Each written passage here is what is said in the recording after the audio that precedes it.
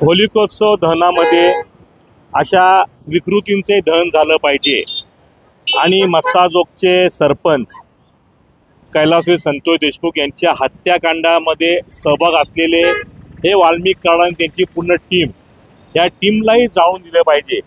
त्याच अनुषंगाने आम्ही आज त्यांचं प्रतिमेचा होलिकोत्सव दहन करणार आहोत।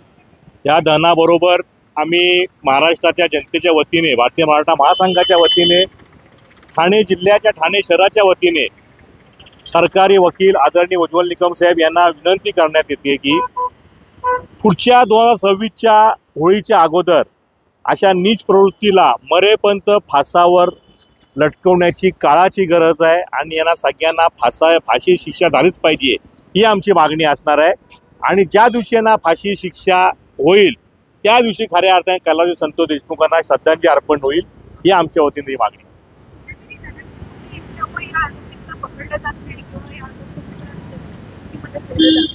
नाही, मला वाटतं ह्या राज्याचं नेतृत्व आदरणीय देवेंद्र साहेब फडणवीस साहेब हे एकदम योग्य रीतीने तपास करतायत। जर ह्याच्यामध्ये कोणाचा अदृश्य हात असेल तर त्यांनाही ती शिक्षा नक्कीच मिळेल ही जनतेची इच्छा आहे।